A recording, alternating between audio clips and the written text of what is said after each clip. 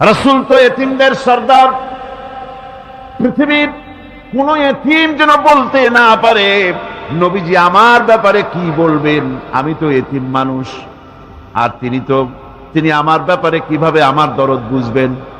নবীজিকে আল্লাহ পাক কেমন এতিম বানালেন, সমস্ত দুনিয়ার এতিমদের সর্দার বানালেন। মায়ের পেটে যখন তিনি ছিলেন 6 মাসের সময় মায়ের পেটে থাকাকালীন বাপের এতিম হয়ে গেলেন। যখন প্রসব বেদনা শুরু হয়েছে মায়ের, দুনিয়ায় যখন তিনি আসবেন, হযরতে আমেনা ঘরের ভিতরে বসে তার অবস্থাটা কি, এই সন্তান পৃথিবীতে আসতে পরে যিনি সবচাইতে বেশি খুশি হবেন তিনি তো আজ দুনিয়ায় নাই। মনের ভিতরে কত কষ্ট। আল্লাহ রাব্বুল আলামিন তার হাবিবকে দুনিয়া আনলেন। রাসূলের দাদা ঘরের সামনে তাঁবুর সামনে দাঁড়ায়া তায়েফ থেকে আগত সাদিয়া গোত্রের লোকদেরকে বলতেছেন, এই ঘরের ভিতরে একটা এতিম বাচ্চা আছে, বেশি টাকা কড়ি দেওয়া যাবে না, যদি দয়া হয় নিয়ে যাও। গরিব মানুষ, এতিম মানুষ দেখে শুনে কেউ আর নিতে চায় না। সবশেষে এলেন ভাগ্যবতী মেয়ে, ভাগ্যবতী মহিলা হযরতে হালিমাতুস সাদিয়া। তিনি এসেছেন, কোনো ছেলে পেলে পায় নাই, সকলের শেষে তিনি এসেছেন। আব্দুল মুত্তালিব বলছেন, এই ঘরের মধ্যে একটা এতিম বাচ্চা আছে, দয়া হলে নিয়ে যেতে পারো। তিনি স্বামীর সঙ্গে পরামর্শ করলেন, এরপরে বললেন যদি দেখতে অন্তত ভালো হয়, মন যদি ভালো লাগে নিয়ে যাব, একেবারে খালি হাতে ফিরে যাওয়ার চাইতে তো ভালো। হযরতে হালিমা বলেন, আমি ঘরের মধ্যে প্রবেশ করলাম, মা আমেনার কোল থেকে শিশু মুহাম্মদ সাল্লাল্লাহু আলাইহি সাল্লামকে যখন আমি কোলে নিলাম, আমি হুজুরের চেহারার দিকে নজর করে দেখলাম, আমার কাছে মনে হলো যেন পূর্ণিমার চাঁদটা আমার কোলে ধরা দিয়েছে। রাসূল কি শিশু মুহাম্মদ সাল্লাল্লাহু আলাইহি সাল্লাম কি যখন নিয়ে বাড়ির দিকে রওনা হলাম, যে গাধা আমার সকলের পেছনে এসেছে সেই গাধা এখন সকলের আগে ছুটে চলে যায়। এরপরে বাড়ি যখন নিয়ে গেলাম, কুয়ায় পানি বাড়লো, গাছে ফসল বাড়লো, খেজুর গাছে খেজুর বাড়তে লাগলো, জমিনে ফলন বেড়ে গেল। রাসূলের দুধ বোন সায়মা রাসূলকে নিয়ে মুহাম্মদ সাল্লাল্লাহু আলাইহি সাল্লাম তাকে দোলনা নিয়ে দোল দিতেছে। কি আশ্চর্য অবস্থা! সায়মা তাকে দোল দিচ্ছে আর বলতেছে, বেঁচে থাকুক মুহাম্মদ সাল্লাল্লাহু আলাইহি ওয়াসাল্লাম, সে দীর্ঘজীবী হোক।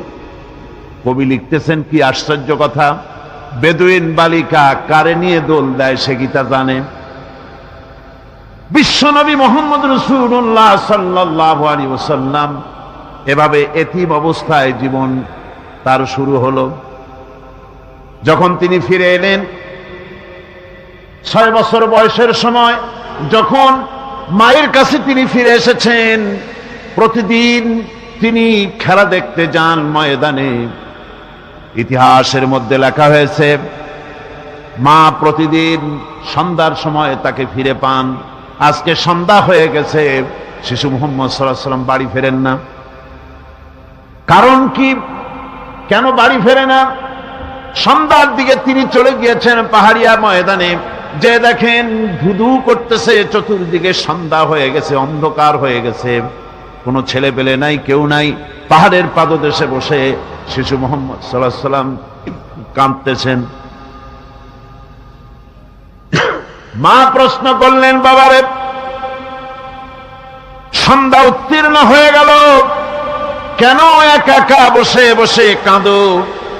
তিনি বলছেন, মাজি আজ কদিন খেলা দেখতে আসলাম ময়দানে, প্রতিদিন দেখি যখন সন্ধ্যা হয়ে যায় মুরব্বী শ্রেণীর কিছু লোক আসে, ছেলেকে নাম ধরে ডাক দেয়, ছেলেরা দৌড়ে তার বাবার কাছে চলে যায়, আর বাবা ছেলেকে কোলে নিয়ে মুখে চুমা দিয়ে বাড়ির দিকে নিয়ে যায়। আমি আজ কদিন পর্যন্ত এই ময়দানে এলাম, কোনদিন সন্ধ্যাবেলায় তো কেউ এসে আমাকে মুহাম্মদ বলে একটা ডাক দিল না। আমার আব্বা কি নাই? আল্লাহ রাব্বুল আলামিন বলেন, আলাম ইয়াজিদকা ইয়াতীমান ফাআওয়া। এরকম এতিম অবস্থায় পেয়ে আমি কি আপনাকে আশ্রয় দেই নাই? আপনাকে আমি পেয়েছি এতিম অবস্থায়, এরপরে আমি আপনারে আশ্রয় দিলাম। ওয়া ওয়াজাদাকা দাল্লান ফাহাদা। এরপরে আমি আপনাকে পথ হারা পেলাম, আমি আপনাকে পথের দিশা দিয়া দিলাম। ওয়াজাদাকা আইলান ফাআগনা। এরপরে আমি আপনাকে দরিদ্র অবস্থায় পেয়েছি, তারপরে আমি আপনার দারিদ্র মুক্ত করেছি আপনাকে। সুতরাং ফাআম্মাল ইয়াতীমা ফালা তাকহার ওয়া আম্মাস সাইলা ফালা তানহার ওয়া আম্মা বিনি'মাতি রাব্বিকা ফাহাদ্দিস। সুতরাং নবী, এতিমের প্রতি নির্মম ব্যবহার করো না, এতিমের প্রতি ভালো ব্যবহার করো, নির্মমতা দেখাইও না। আর ভিক্ষুককে ধমক দিও না, রূঢ়তা দেখিও না, আর আল্লাহর নিয়ামতের প্রশংসা করো। বহুত মানুষ আছে এতিমরে গলায় ধাক্কা দেয়। মানুষ যখন ভিক্ষা নিতে আসে,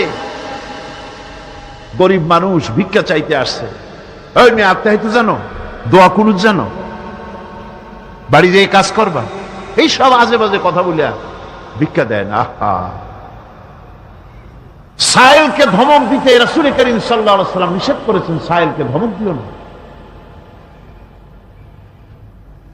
গাড়িতে বসে যাচ্ছেন সাহেব, ট্রাফিক মোড়ে যখন সিগন্যাল জ্বলল, গাড়িগুলি দাঁড়ায় গেল, ফকির এসেছে, হাত নাই পাও নাই, বুড়া মানুষ, একটা পয়সা বার করে না।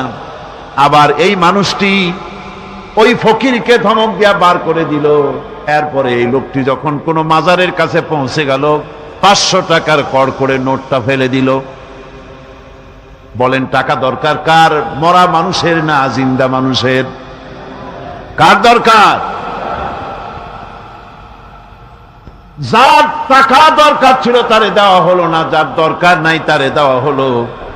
এরপরে লোকটা না খেয়ে যখন মারা গেল, পথের ফকির, রাস্তার ফকির, না খেয়ে মারা গেছে।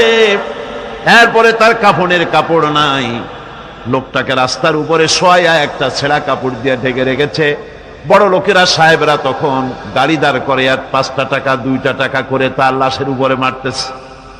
এটা মানবতার এর চাইতে লাঞ্ছনা, মানবতার জন্য এর চাইতে গঞ্জনা আর কিছুই হতে পারে না। মানবতার প্রতি লাঞ্ছনা এর থেকে আর দুর্গতি কি হতে পারে? বেঁচে থাকার সময় 1টা টাকা আপনি দিলেন না, মরে যাওয়ার পর বিদায় হয়েছে বালাই, এখন দেওয়া শুরু করেছে। আমার বন্ধুগণ, এজন্য এতিমের প্রতি দরদ করার জন্য আল্লাহ পাক কোরআনের ভিতরে পরিষ্কার বলেছেন। রাসূল করিম সাল্লাল্লাহু আলাইহি ওয়াসাল্লাম নিজে এতিম ছিলেন, আর এতিমের প্রতি তার এত দরদ ছিল, একবার তিনি ঈদের দিকে নামাজ পড়ার জন্য যাচ্ছেন, প্রতিমধ্যে দেখেন একটা বাচ্চা ছেলে কাঁদতেছে। এই রাস্তায় কত মানুষ গেল, কেউ দাঁড়ালো না, থমকে। বাচ্চার ক্রন্দন কাউকে থামাইতে পারল না, কিন্তু বিশ্ব নবী, দয়ার নবী রাহমাতুল লিল আলামিন বাচ্চার কান্না দেখে পাও বাড়াতে পারলেন না। নবীজি দাঁড়ায় গেলেন, জিজ্ঞেস করেন, ও বাচ্চা, ঈদের দিনে কাঁদো কেন? ঈদের দিনে তো কাঁদতে নাই। বাচ্চা বলে, তোমার কাছে বলবো না, আমি সেই সকালবেলা থেকে বসে আছি, আমি যদি মক্কার আব্দুল্লাহর পুত্র মুহাম্মদ রাসূলুল্লাহ সাল্লাল্লাহু আলাইহি সাল্লামকে পাই, মনের দুঃখ তার কাছে বলবো। বিশ্ব নবী জমিনের উপরে বসে পড়লেন, বাচ্চারে কোলের উপরে উঠায় বলেন, বাচ্চা বলো কি তোমার দুঃখ? তুমি যার জন্য বসেছো আমি তো সেই এতিম নবী, কি বলতে চাও? বাচ্চা বলতেছেন, ইয়া রাসূলুল্লাহ, আমার বাবা মারা গেছে সেই ছোট্টবেলায়, একেবারেই তখন মায়ের পেট থেকে আমি আসার পর বাপ মরে গেল। আমার মা আর একজনের সঙ্গে বিয়ে বসেছে। সেই পুরুষটি আমারে দেখতে পারে না। আমার মা যদি আমারে কোলে করে এসে সহ্য করতে পারে না, আমারে চুমা খাইলে সহ্য করতে পারে না, আমারে খাবার দিলে মা মার খায়। আজ ঈদের দিনে রাতে আমার মা আমাকে বলল, বাবারে তোমার কপাল খারাপ, তোমার বাবা মারা গেছে, তোমাকে সাহায্য করার কেউ নাই, আমি তোমার যত্ন করতে পারলাম না, কোলে নিয়ে চুমাও দিতে পারি না, আমার এমনই কপাল খারাপ। সুতরাং এতিমের দরদ এতিম ছাড়া আর কেউ বুঝবে না। তুমি আজ চলে যাও, ওই রাস্তায়, ঈদের রাস্তায় দাঁড়ায় থাকো, মাঠের রাস্তার পাশে, বিশ্ব নবীর কাছে তোমার দুঃখ বলো, এতিমের দুঃখ তিনি বুঝবেন। আমি মায়ের কথা মতো এই জায়গায় এতক্ষণ বসে আছি, হুজুর আপনি দয়া করে, আমার কথা তো আপনার কাছে বললাম, আমার মনের এই দুঃখ। নবীজি বাচ্চার কথা শুনতেছিলেন, চোখ দিয়া পানি পড়তেছিল। বাচ্চাকে বুকের সঙ্গে জড়িয়ে ধরে নবীজি বলেন, ও এতিম, মুহাম্মদ সাল্লাল্লাহু আলাইহি ওয়াসাল্লাম যদি তোমার পিতা হন আর হযরতে আয়েশা যদি তোমার মা হয়ে যায়, বলো তোমার মনের দুঃখ মেটে নাকি? ছেলে ডুকরে কেঁদে উঠলো আর বলল, ইয়া রাসূলুল্লাহ, আপনি যদি আমার পিতা হন আর আয়েশা যদি আমার মা হয়ে যায়, এর থেকে বড় সৌভাগ্যের আমার তো আর কিছুই নাই। নবীজি এতিমকে বাড়ি নিয়ে গিয়ে হযরতে আয়েশার হাতে তুলে দিয়ে বললেন, আয়েশা রে, পবিত্র ঈদের দিনে আল্লাহ রাব্বুল আলামিন তোমার জন্য একটা উপহার পাঠিয়েছেন, এটা যত্ন করো। এতিমের প্রতি দরদ রাখার জন্য আল্লাহ রাব্বুল আলামিন বলেছেন, এতিম, মিসকিন, বিধবা, অসহায় লোক, তাদের প্রতি যাতে করে মুসলিম সমাজ লক্ষ্য রাখে, সেজন্য আল্লাহ পাক নির্দেশ করেছেন। বুখারী এবং মুসলিম শরীফের হাদিসে এসেছে, আস-সাই আলাল আরমালাত ওয়াল মিসকিন কাস-সাই ফি সাবিলিল্লাহ। বিধবাদের জন্য, মিসকিনের জন্য কেউ যদি কোনো উদ্যোগ গ্রহণ করে, কেউ কোনো সাহায্য দেয়, জিহাদের ময়দানে জিহাদ করে আল্লাহর রাস্তায় যে সওয়াব পাওয়া যায়, যে মর্যাদা পাওয়া যায় আল্লাহর কাছে, এতিম, মিসকিন, বিধবাকে সাহায্য করলে সেই সওয়াব আল্লাহ রাব্বুল আলামিন আমলনামায় দিয়ে দেন। আমাদের প্রিয় নবী এতিম মিসকিনদের খুবই ভালোবাসতেন তার নিজের চাকর হযরত যায়েদ ও আনাস রাদিয়াল্লাহু তাআলা আনহুকে। সে সম্পর্কে এখন আলোচনা করা হচ্ছে। তার চরিত্রই প্রমাণ করে নবীদেরকে বায়নাত দেওয়া হয়েছে, এমন চরিত্র আচার আচরণ দেওয়া হয়েছে যাতে করে লোকেরা অভিভূত হয়ে যায়, আকৃষ্ট হয়ে যায়। হযরতে যায়েদ, তিনি তো কৃতদাস ছিলেন, হারায় গেলেন বাপ মা থেকে, আর এরপরে কুদরত তারে মুহাম্মদ সাল্লাল্লাহু আলাইহি ওয়াসাল্লামের ঘরে উঠায় দিল। তিনি তখন আল্লাহর নবী, তখন নবুয়তের দায়িত্ব পান নাই। যায়েদের পিতার কাছে খবর হয়ে গেল, যায়েদ আছে রাসূলের বাড়িতে, মুহাম্মদ সাল্লাল্লাহু আলাইহি ওয়াসাল্লামের বাড়ি মক্কায়। তারা এসে হুজুরের সঙ্গে দেখা করে বললেন, মুহাম্মদ সাল্লাল্লাহু আলাইহি ওয়াসাল্লাম, জানতে পেরেছি আপনার কাছেই আমাদের ছেলে যায়েদ আছে, মেহেরবানি করে তাকে আমাদেরকে ফিরায় দেন। হুজুর বলেন, যায়েদ যদি তোমাদেরকে চিনতে পারে আর যদি যেতে চায়, আমার পক্ষ থেকে কোনো আপত্তি নাই, অবশ্যই যাবে। তবে যায়েদ যদি যেতে না চায়, আমি এমন লোক নই যে কেউ আমার কাছে থাকতে চাইলে আমি জোর করে তাকে ঠেলেও দিতে পারি না, আমি তেমন লোক নই। পিতা বললেন, আপনি অবশ্যই যুক্তিপূর্ণ কথা বলেছেন। হযরতে যায়েদকে আনা হলো। হুজুর বললেন, তুমি কি চেনো এদের? কি? যায়েদ বললেন, চিনি, ইনি আমার বাবা, উনি আমার চাচা। যায়েদের পিতা বলেন, বাবারে বাড়ি চলো, তোমার মা কেঁদে কেঁদে হয়রান, চলো বাড়ি যাই, বাড়ির যা কিছু আছে সব তোমাকে ফিরিয়ে দেওয়া হবে। হযরতে যায়েদ বলতেছেন, পিতা, বাড়িতে যা আছে তাই শুদ্ধ, তামাম দুনিয়াটা যদি আমারে দেওয়া হয়, এই লোকটির কাছে থেকে যে ব্যবহার পেয়েছি, আমি এই লোকের কদম ছেড়ে যেতে পারি না।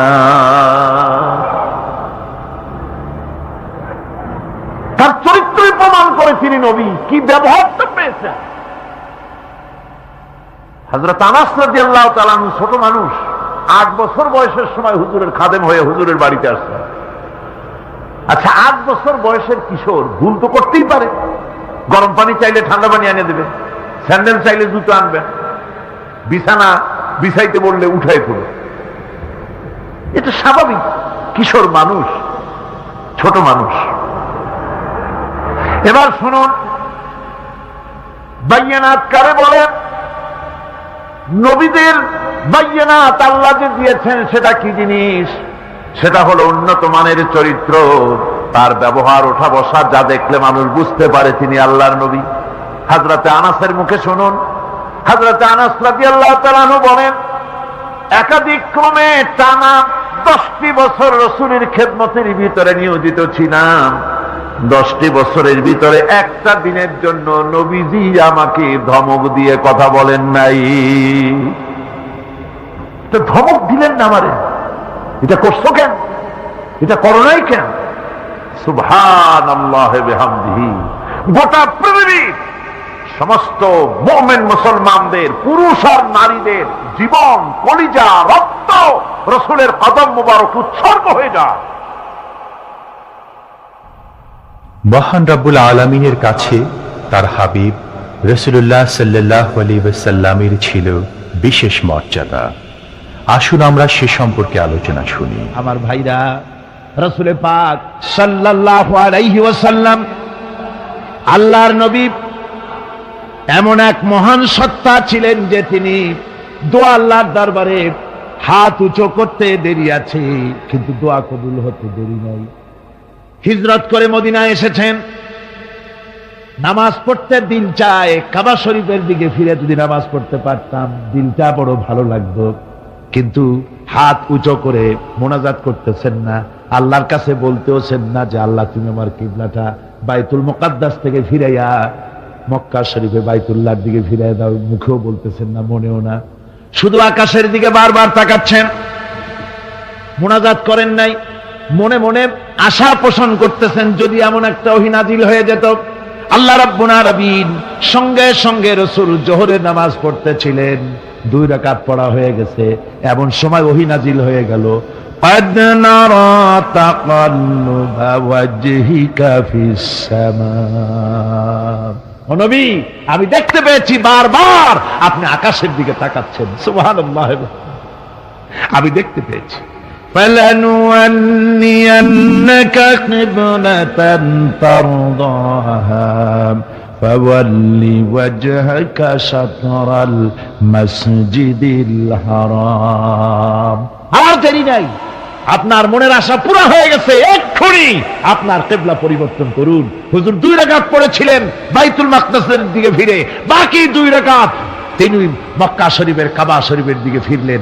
আজও পর্যন্ত সেই মসজিদ আছে, সাক্ষ্য দিচ্ছে নবীর কথা কিভাবে মঞ্জুর হয়। মসজিদে কিবলাতাইন মদিনা মুনাওয়ারায় সে মসজিদ আজও আছে।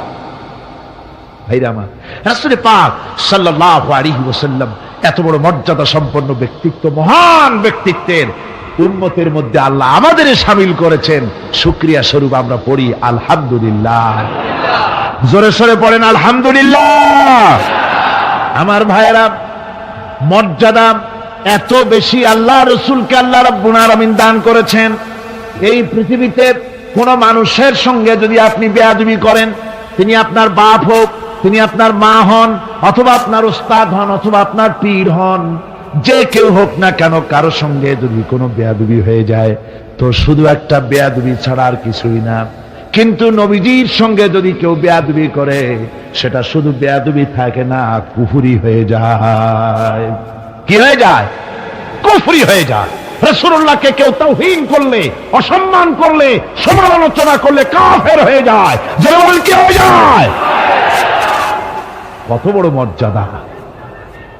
রাসূল পাক সাল্লাল্লাহু আলাইহি ওয়াসাল্লাম, তার সামনে সাহাবায়ে কেরাম বসা, হুজুর কথা বলছেন, সাহাবায়ে কেরাম তারাও কথা বলছেন। কথা বলতে বলতে এক পর্যায়ে সাহাবীদের গলার আওয়াজ বড় হয়ে গেছে। হুজুরের গলার আওয়াজ শোনা যায় না, সাহাবীদের গলার আওয়াজটা বড় হয়ে গেল। আল্লাহ আল্লাহ রাব্বুল আলামিন এতটুকু বরদাস্ত করলেন আমার নবীর গলার আওয়াজের চাইতে তোমাদের আওয়াজ বড় হলো কেন? সঙ্গে সঙ্গে ওহী নাজিল হয়ে গেল। আল্লাহ রাব্বুল আলামিন বলেন, ইয়া আইয়ুহাল্লাযীনা আমানু লা তারফাউ আসওয়াতাকুম ফাওকা সাওতিন নবী। ও বিশ্বাসীরা, খবরদার, তোমরা যারা ঈমান এনেছো শোনো, তোমাদের গলার আওয়াজ যেন আমার নবীর গলার আওয়াজের চাইতে বড় না হয়ে যায়। যদি তা হয়, আনতাহবাতা আমালুকুম, জীবনের সমস্ত ভালো কাজগুলি আমি আল্লাহ বরবাদ করে দেব। আজ পর্যন্ত এই আয়াতে কারিমা রাসূল পাক সাল্লাল্লাহু আলাইহি ওয়াসাল্লামের রওজায়ে আতহারের সামনে সবুজ সাইনবোর্ডের উপরে সোনার অক্ষর দিয়ে এই আয়াতে কারিমা লেখা রয়েছে, সুবহানাল্লাহ। সর্বকালের, সর্বযুগের সর্বশ্রেষ্ঠ মহামানব, সর্বশ্রেষ্ঠ বিশ্বনবী, আল্লাহর পরে যার মর্যাদা, তিনি হচ্ছেন মুহাম্মদ রাসূলুল্লাহ সাল্লাল্লাহু আলাইহি ওয়াসাল্লাম। রাসূলুল্লাহ সাল্লাল্লাহু আলাইহি ওয়াসাল্লামের প্রতি মহান আল্লাহর ভালোবাসার অন্যতম নিদর্শন হচ্ছে মেরাজ। এর মাধ্যমে আল্লাহ রাব্বুল আলামিন তার বন্ধুকে নিজের সান্নিধ্যে নিয়েছিলেন। এখন আমরা শুনব সেই মেরাজের কাহিনী। দুলির ধরা থেকে রাসূলকে আরশে আজিমে নিয়ে যাওয়া হবে। বোরাক এলো। বোরাক হচ্ছে বারকুন থেকে উৎপত্তি। এর অর্থ হচ্ছে বিজলি, বৈদ্যুতিক গতি সম্পন্ন, ঘোড়ার চাইতে ছোট, খচ্চরের চাইতে বড়, এই জাতীয় একটা প্রাণীর মতো হযরতে জিবরাইল নিয়ে আসলেন।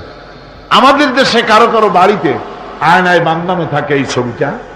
ঘোড়া আছে, দুইটা ডানা আছে, মাথাটা মেয়ে লোকের মতো, চুলগুলো ঝুলে পড়ছে, নিচে লেখা আছে হাজা বুরাকুন নবী সাল্লাল্লাহু আলাইহি ওয়াসাল্লাম। আন্দাজে কোথায় পাইছে আল্লাহ? মিথ্যে কথা, বাজে কথা। আল্লাহ এরকম একটা মেয়ে লোক মার্কা ঘোড়া পাঠাইছিল হুজুরকে নেওয়ার জন্য, এটা কথা হইল? রাসূলকে মক্কা থেকে, উম্মে বাবে উম্মে হানি থেকে হুজুরকে বের করে নিয়ে যাওয়া হলো বাইতুল মাকদাসে। সমস্ত পয়গম্বর, দুনিয়া আল্লাহ যাদের পাঠিয়েছিলেন, সমস্ত রূহ উপস্থিত ছিল সেখানে। রাসূল করিম সাল্লাল্লাহু আলাইহি ওয়াসাল্লাম এখান থেকে মেরাজ করলেন। এতটুকু ছিল ইসরা। কোরআনে কারীম বলছে, আজকের কারি সাহেব যেখান থেকে তেলাওয়াত করেছিলেন, সুবহানাল্লাযী আসরা বিআবদিহি লাইলাম মিনাল মাসজিদিল হারামি ইলাল মাসজিদিল আকসা। সুবহানাল্লাযী, সমস্ত দুর্বলতা, অক্ষমতা থেকে মুক্ত সেই সত্তা যিনি তার বান্দাকে ইসরা করিয়েছেন, মেরাজ করিয়েছেন। সুবহানাল্লাহ। সমস্ত দুর্বলতা, অক্ষমতা থেকে মুক্ত তিনি পার করে নিয়ে গিয়েছেন। আর পরে মুহূর্তের ভিতরে মহাশূন্য পাড়ি দিয়ে, সেই মহাশূন্য মানে কি? এইখান থেকে সূর্য কত দূরে জানেন না? 9,30,00,000 মাইল দূরে এখান থেকে সূর্য। সেই সূর্য, তারপরে রয়েছে গ্যালাক্সি, মিল্কি ওয়ে, গ্রহ নক্ষত্র, সে যে কত দূরে, যে সমস্ত তারকা, এমন বহুত তারকা আছে যে তারকা সৃষ্টির পর তার আলো পৃথিবীর মাটি আজ পর্যন্ত স্পর্শ করে নাই, অথচ আলোর গতি প্রতি সেকেন্ডে কত মাইল? 1,86,000 মাইল। এই 1,86,000 মাইলের সেকেন্ড, এর মিনিট, এর ঘন্টা, এর দিন, এর সপ্তাহ, এর মাস, এর বছর, এটাকে বলা হয় লাইট ইয়ার, আলোকবর্ষ। সেই তারকা তৈরি হওয়ার পর কত সহস্র সহস্র লাইট ইয়ার চলে গেল, আজও পর্যন্ত সেই তারকার আলো পৃথিবীর মাটি স্পর্শ করতে পারে নাই। তাহলে সেই তারা কোথায়? আল্লাহ রাব্বুল আলামিন তার হাবিবকে চাঁদ, সূর্য, গ্রহ, নক্ষত্র মহাশূন্য পাড়ি দিয়ে তারপরে 7 আকাশ পাড়ি দিয়ে সিদরাতুল মুনতাহা পর্যন্ত নিয়ে গেলেন। জোরে কোন সুবহানাল্লাহ। এবার সিদরাতুল মুনতাহা পর্যন্ত যাওয়ার পথে যত ঘটনা ঘটলো সেগুলো আপনারা ইতিহাস থেকে পড়ে নেবেন, ওগুলি বলার সময় আমার কাছে নাই। সিদরাতুল মুনতাহায় যাওয়ার পর হযরত জিবরাইল বলেন, আর আমি যেতে পারবো না, এটা হলো বিপজ্জনক বর্ডার, আমি যদি আর এক চুল অগ্রসর হই তাহলে আমি জ্বলে পুড়ে ছাই হয়ে যাব, আমার আর যাওয়ার অধিকার নাই। হুজুর সেখানে বসে থাকলেন। জিবরাইল বলে গেলেন, এখান থেকে আপনাকে নেওয়ার কুদরতি ব্যবস্থা হয়ে যাবে। রাসূল দুনিয়ায় ফিরে এসে হযরতে বেলালকে ডেকে বলেছিলেন, বেলাল গো, এমন কি আমল তুমি করো আমারে শোনাও। হযরতে বেলাল বলেন, হুজুর আমার আমল তো সব আপনি জানেন। কয় না, কি করো শোনাও। বেলাল বলেন, হুজুর খাস আমলের মধ্যে এতটুকু আছে যে আমি কখনো বিনা উজুতে থাকি না, যখন উজু চলে যায় উজু করি আর উজুর ইহতিমামের জন্য 2 রাকাত নফল নামাজ পড়ি। হুজুর বলেন, বেলাল তুমি এই আমল ছাড়বা না, কারণ সিদরাতুল মুনতাহায় হযরত জিবরাইল আমারে যখন ছেড়ে চলে গেলেন আমার একা একা বড় ভয় লাগতে লাগলো। তখন আমার মনে হচ্ছিল তুমি যেন আমার চতুর্দিকে হাঁটতেছো। আমার ভাইরা, রফরফ নামক বিছানা চলে এলো। কুদরতি এই বিছানায় চড়ে নবীজি আল্লাহ রাব্বুল আলামিনের দরবারে আরশে আজিমে পৌঁছে গেলেন। জোরে বলেন সুবহানাল্লাহ, জোরে বলেন সুবহানাল্লাহ। যেখানে পৃথিবীর কোন মানুষের যাওয়া সম্ভব নয়, গোটা পৃথিবীর মানুষের মর্যাদা আল্লাহ পাক বাড়ায় দিলেন, আরশে আজিমে হুজুরকে নিয়ে গেলেন। তারপরে তিনি কথাবার্তা হুজুরের সাথে কি বললেন সেই কথাগুলি নিয়ে আমাদের দেশে কথা হলো এই যে হুজুরকে নিয়ে আল্লাহ 5 ওয়াক্ত নামাজ দিছিলেন তো 50 ওয়াক্ত। মুসা আলাইহিস সালামের সাথে দেখা না হইলে তো কাম সারছিল, আমাদের আর উপায় ছিল। আরে ভাই, শুধু নামাজ দেওয়াই যদি উদ্দেশ্য হবে তাহলে রোজার মতো তো আল্লাহ দুনিয়ায় বসে দিতে পারতেন কিনা, হজের মতো জাকাতের মতো পারতেন কিনা। শুধু নামাজের জন্য নয়, আল্লাহ পাকের কায়নাত দেখাবার জন্য আল্লাহ পাক তাকে নিয়েছিলেন। বেহেশত দেখাইছেন, দোজখ দেখাইছেন, ভালো কাজ করলে কিরকম শান্তি হবে, খারাপ কাজ করলে কিরকম শাস্তি হবে চোখে দেখাই দিয়েছেন মুহাম্মদ রাসূলুল্লাহ সাল্লাল্লাহু আলাইহি ওয়াসাল্লামকে। মেরাজ থেকে ফিরে এলেন, ঘরে এসে দেখেন উজুর পানি, উজু করে যে গেছিলেন উজুর পানি তখনও গড়াচ্ছে। যে দরজা দিয়ে বেরিয়েছিলেন দরজাটা ধাক্কায় তখনও কাঁপতেছে। যে বিছানায় শোয়া ছিলেন সে বিছানায় মানুষ শুয়ে থাকলে যেমন উষ্ণ থাকে সেরকমের উষ্ণ ভাব তখনও আছে। কেমনে হলো? কেমনে হলো? মাথায় ঢুকবে না। সুবহানাল্লাহ কোন ঢুকবে? জোরে কোন সুবহানাল্লাহ। এটার ব্যাপারে কোন বিজ্ঞান দর্শন যুক্তির প্রয়োজন নাই। প্রয়োজন শুধু এতটুকু, আল্লাহ তার হাবিবরে নেবেন, কত দ্রুত নিবেন, কত দ্রুত পাঠাবেন এটা তিনিই ভালো জানেন, আমাদের কোনো জানার কথা না। ঠিক কিনা কর? তবে দৃষ্টান্ত যদি চান তাহলে আমি দৃষ্টান্তটা এভাবে দিতে পারি, বুঝাবার জন্য একটা দৃষ্টান্ত দিতে পারি।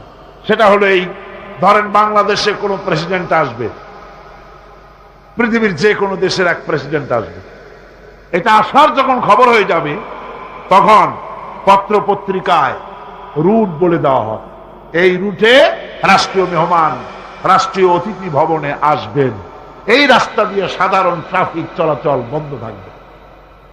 এয়ারপোর্ট থেকে নিয়ে রাষ্ট্রীয় অতিথি ভবন পর্যন্ত মেহমান না আসা পর্যন্ত সমস্ত ট্রাফিক চলাচল বন্ধ।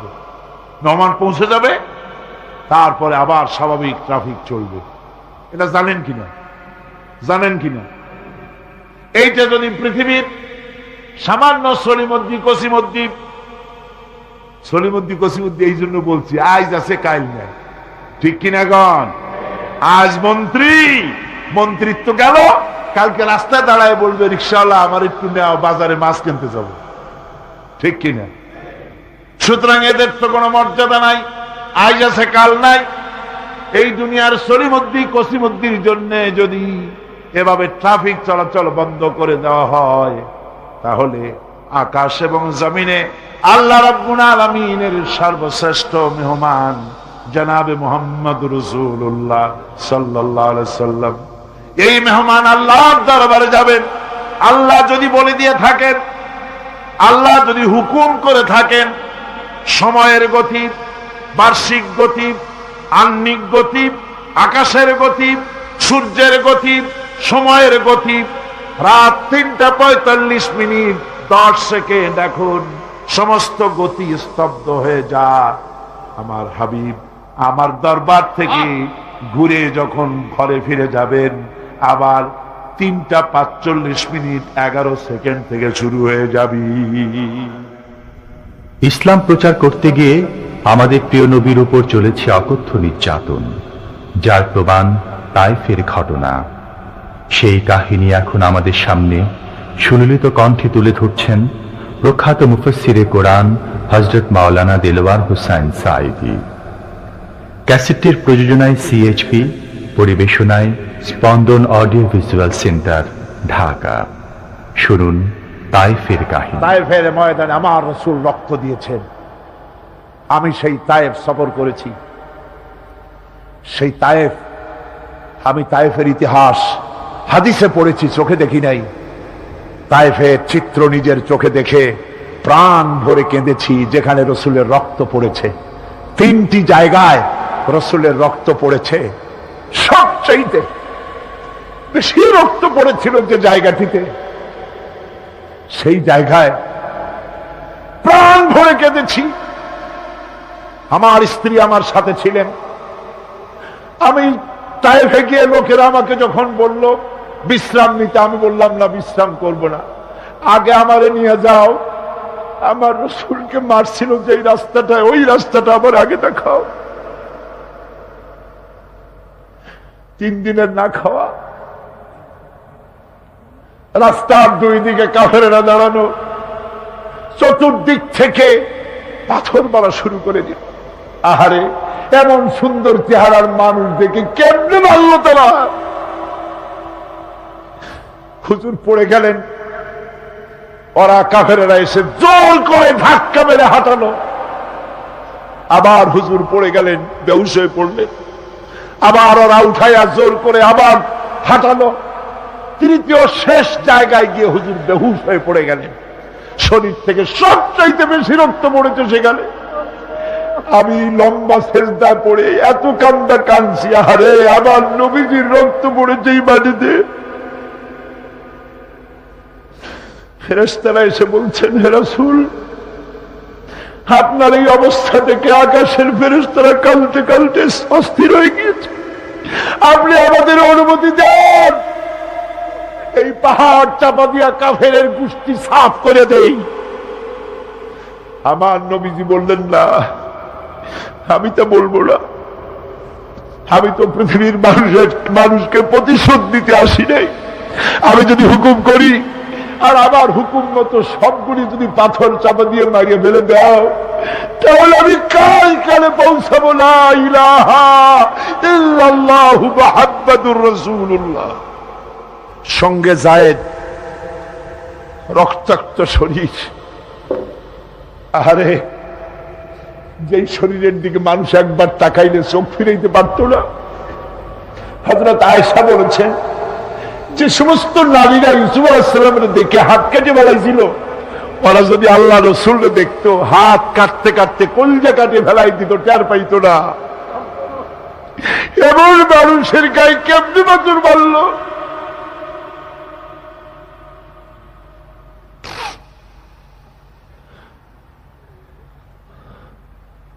রাসূল কারীম সাল্লাল্লাহু আলাইহি ওয়াসাল্লাম বসে আছেন, শরীর থেকে রক্ত ঝরছে।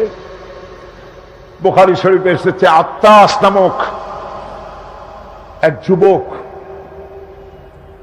আঙ্গুরের বাগান থেকে 1 গ্লাস আঙ্গুরের শরবত এনে হুজুরের হাতে দিলেন। এত কষ্টের পর 3 দিনের না খাওয়া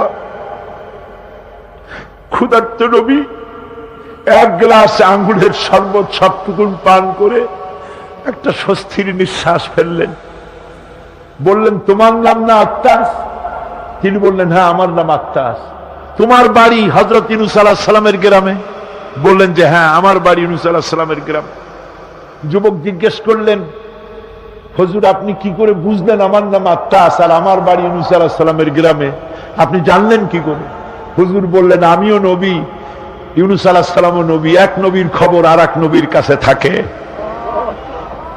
রাসূল গায়ের রক্তগুলি ধুয়ে দুইখানা হাত আল্লাহর দরবারে তুললেন, আজকে দুনিয়ায় কেউ নাই হুজুরের, খাদিজা নাই,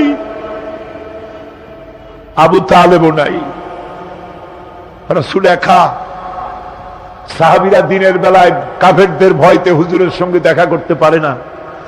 হুজুর বলেন, আমার ওই কষ্টের সময় খাদিজা নাই, ওই সব পাথরগুলি আমি আজও চিনি, যে পাথরগুলি আমি যাওয়ার সময় রাস্তায় পাথরগুলি আমাকে বলেছে আসসালামু আলাইকা ইয়া রাসূলুল্লাহ। পাথরগুলি আমাকে সালাম করেছে। আল্লাহ পাক আমাকে সান্ত্বনা দিয়ে বলেছেন, ইয়া আইয়ুহান নবী হাসবুকাল্লাহ, ও নবী কোন চিন্তার কারণ নাই, আমি আল্লাহ তোমার জন্য যথেষ্ট। আবু জেহেল, আবু লাহাব, উতবা এবং শাইবা সব সময় রাসূল করিম সাল্লাল্লাহু আলাইহি ওয়াসাল্লামের বিরুদ্ধচারণে ব্যস্ত থাকত। তারা মহাগ্রন্থ আল কোরআনের উৎস জানার চেষ্টা করল। এই সম্পর্কে মুহতারাম মাওলানা আলোচনা করছেন।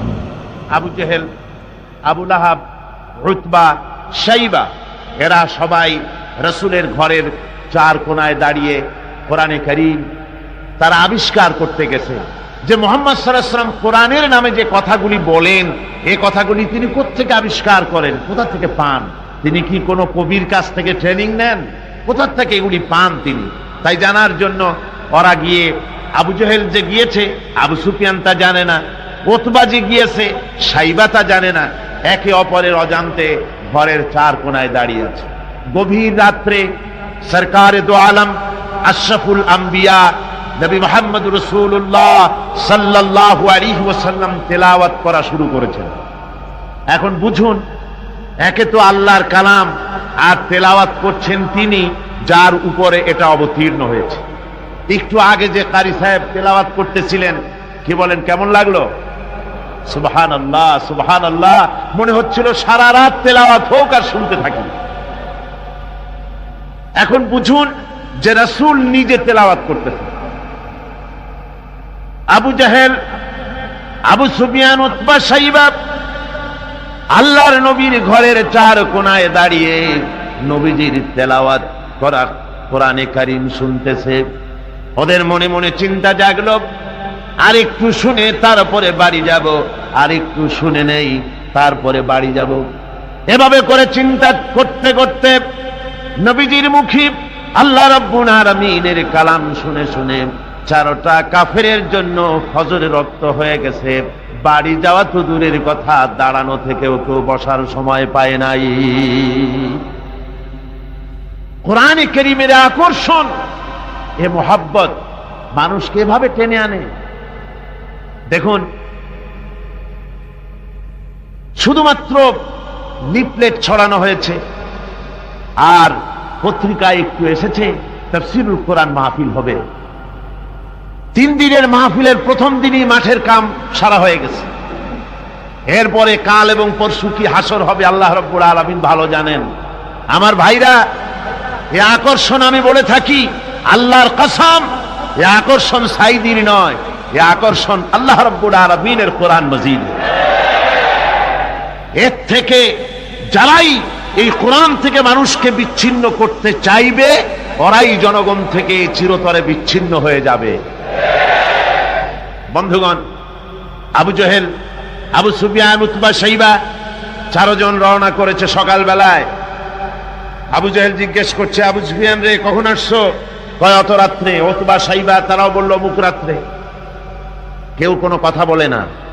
আবু সুফিয়ান বলছে, ভাই আবু জেহেল, যদি তুমি রাগ না করো একটা কথা কই। হ্যাঁ বলতে পারো।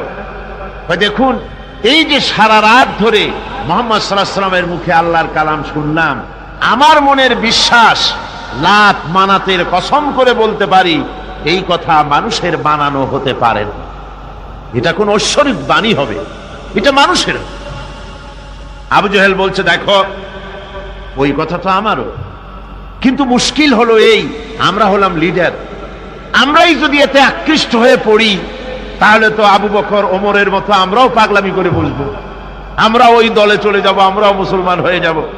সুতরাং আমি বুঝতে পেরেছি তোমাদের কোরআন শোনার পাগলামিতে ধরেছে, তোমরা আমার হাতে হাত দাও, তওবা পড়ো, এই জায়গায় কোরআন শুনতে আর কোনো দিন আসবে না।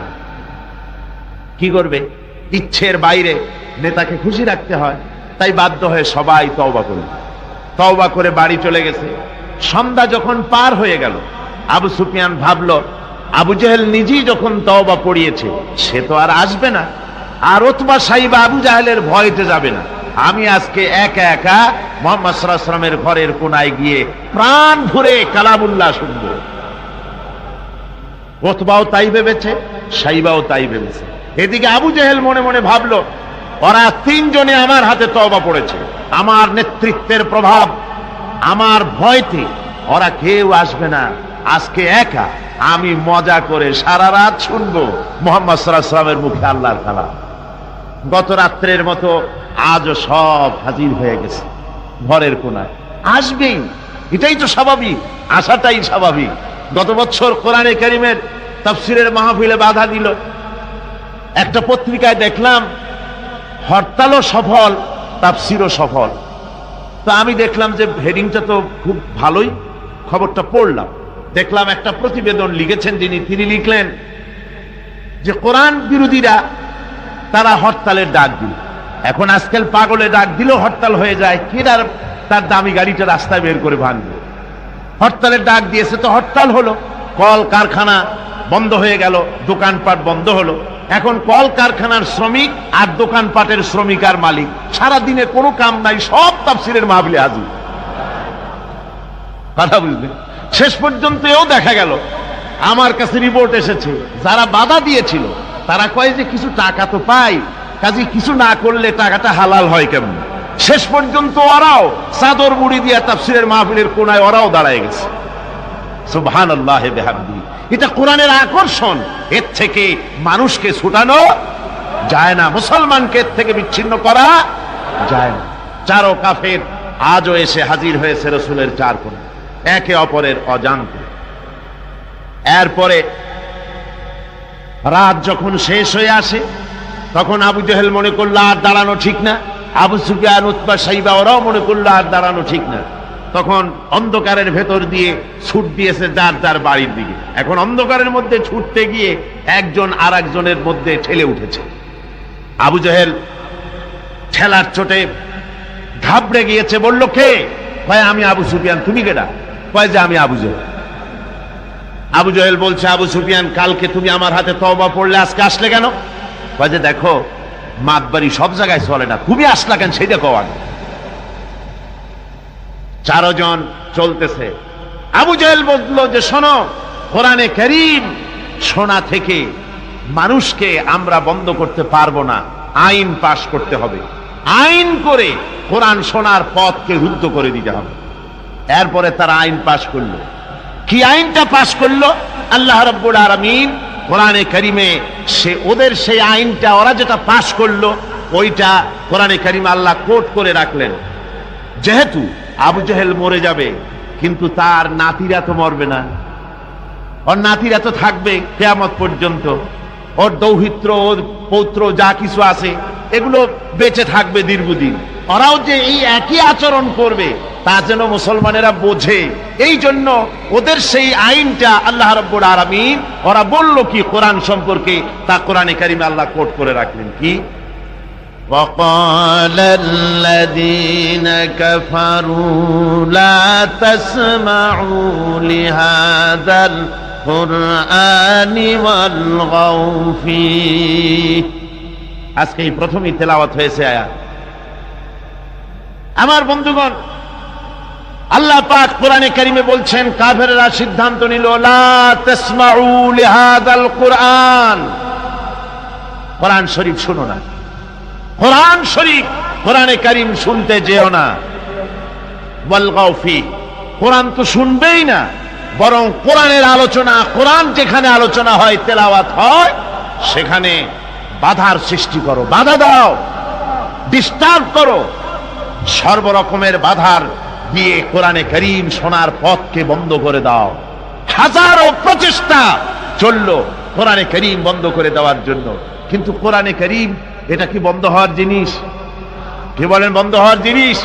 ওরা বলল কি, যে যদি ডিস্টার্ব করো, যদি এভাবে বন্ধ করে দিতে পারো, তাহলে তোমরা জয়ী হতে পারবে।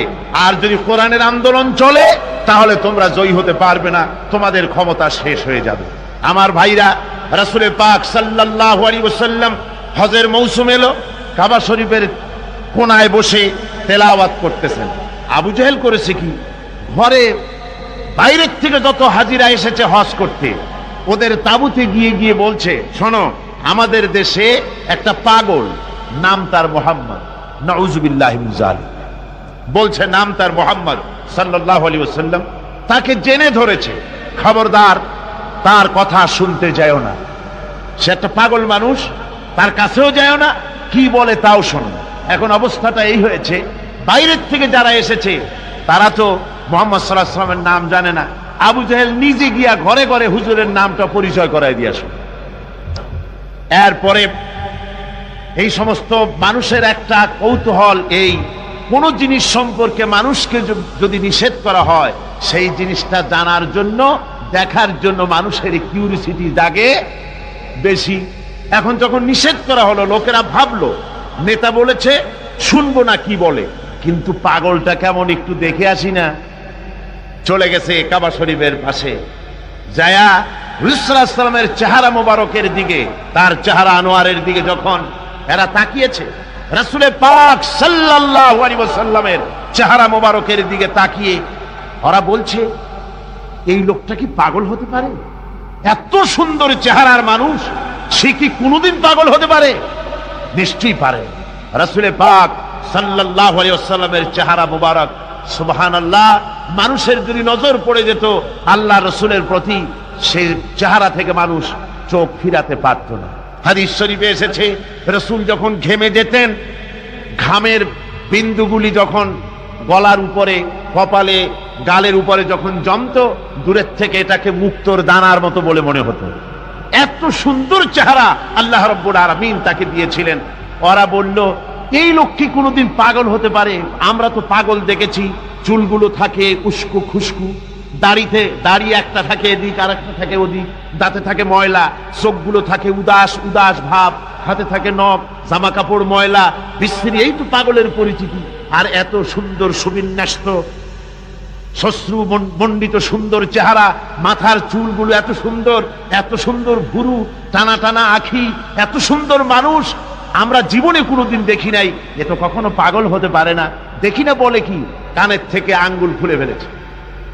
আর অমনি রাসূল পাক সাল্লাল্লাহু আলাইহি ওয়াসাল্লামের তেলাওয়াত করা কালামে পাক ওদের কানের মধ্য দিয়া ঢুকে কলিজায় স্পর্শ করেছে। আমার বন্ধুগণ, শুনতে শুনতে বহিরাগত লোকগুলির চোখ দিয়া পানি পড়া শুরু করে দিয়েছে, এবং নিজেদের অজান্তে নিজেদের মুখ থেকে, ওদের মুখ থেকে বেরিয়ে গেল, আশহাদু আল্লা ইলাহা ইল্লাল্লাহু ওয়াহদাহু লা শারীকা লাহু ওয়া আশহাদু আন্না মুহাম্মাদান আবদুহু ওয়া রাসূলুহু। কাফেরদের সাথে রাসূলুল্লাহ সাল্লাল্লাহু আলাইহি ওয়াসাল্লাম হুদায়বিয়া সন্ধি করেন।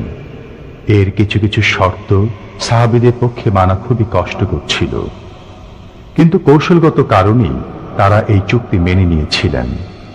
এবারের প্রসঙ্গ হুদায়বিয়ার সন্ধি। হুদায়বিয়ার সন্ধির দিনে সন্ধিপত্র লেখা হলো, হুজুরের নাম লেখা হলো মিন মুহাম্মাদুর রাসূলুল্লাহ। তার পক্ষ থেকে কুরাইশদের মধ্যে চুক্তিপত্র লেখা হচ্ছে।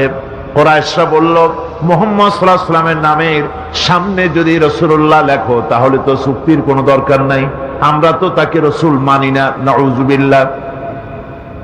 মুহাম্মদ বিন আব্দুল্লাহ যদি লেখো তাহলেই আমরা এই চুক্তি মানব। রাসূল করিম সাল্লাল্লাহু আলাইহি ওয়াসাল্লাম হযরত আলীকে ডাকলেন, আলী গো, চুক্তিপত্রে যেখানে আমার নাম মুহাম্মদুর রাসূলুল্লাহ লেখা আছে, আমার নামের সামনে থেকে রাসূলুল্লাহ নামটা বাদ দিয়ে দাও, মুহাম্মদ বিন আব্দুল্লাহ লেখো। হযরত আলী বলছেন, ইয়া রাসূলুল্লাহ, সারা জীবন আপনার গোলামি করেছি, যা বলেছেন তাই শুনেছি, জীবনটাও আপনার জন্য দেওয়ার জন্য প্রস্তুত আছি, ভবিষ্যতেও যত কথা বলবেন সব মাথা পেতে মেনে নেব, কিন্তু আজকের এই হুকুম আমার পক্ষে মানা সম্ভব হবে না। আমি আলীর পক্ষে কিছুতেই সম্ভব নয় যে আল্লাহর নবীর নামের সামনে থেকে মুহাম্মদুর রাসূলুল্লাহ আমি কেটে দেব। রাসূলুল্লাহ শব্দ আমি কাটতে পারবো না, এটা আমার পক্ষে সম্ভব নয়। নবীজি বললেন, আলী, কোন জায়গায় রাসূলুল্লাহ লেখা আমারে দেখো, আমি কেটে দিই। আমার বন্ধুগণ, নাম লিখতে জানেন না, সই করতে পারেন না, পড়তে জানেন না, তিনি বলতেছেন, مولاي صل وسلم دائما أبدا